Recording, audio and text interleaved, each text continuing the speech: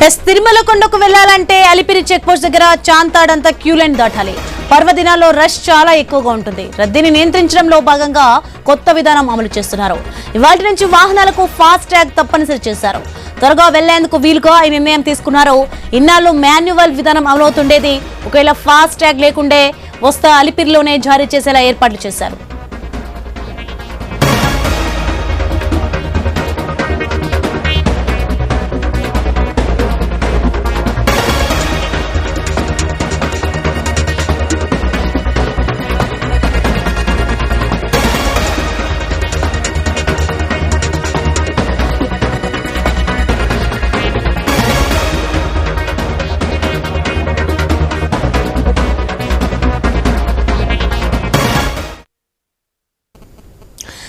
తిరుమల కొండకు వెళ్లాలంటే Alipiri check post దగ్గర చాంతాడంతా క్యూ లైన్ దాటాలి. పర్వదినాల్లో రష్ చాలా ఎక్కువగా ఉంటుంది.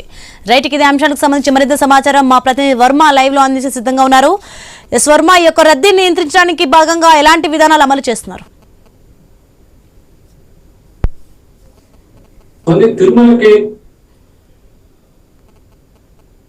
తిరుమలకి నిత్యం కూడా వేలాదిగా వాహనాలు వస్తూ ఉంటాయి. ముఖ్యంగా తిరుపతిలోని అలిపిరి నుంచి ఘాట్ రోడ్ లో ప్రయాణిస్తూ కూడా తిరుమలకి వాహనాల్లో భక్తులు చేరుకుంటూ ఉంటారు.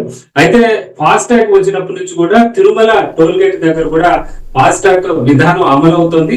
అలాగే మాన్యువల్ గా కూడా అక్కడ టోల్ తీసుకుంటున్న పరిస్థితి అయితే ఉంది. అయితే విపరీతంగా వాహనాలు పెరిగిపోతుండటంతో మాన్యువల్ గా తీసుకుంటున్న సమయంలో ఎక్కువసేపు ఆ తనిఖీలకు కానీ ఈ టోల్కు సంబంధించి కూడా సమయం పడుతుంది. దీంతో ఎక్కువసేపు అక్కడ ట్రాఫిక్ జామ్ అవుతుంది. దీన్ని నివారించేందుకు టిటిడి ఈ రోజు నుంచి అంటే ఆగస్టు 15 నుంచి తప్పనిసరిగా ఫాస్ట్ ట్యాగ్ ఉండాలన్న విధానాన్ని తీసుకురావడం జరిగింది.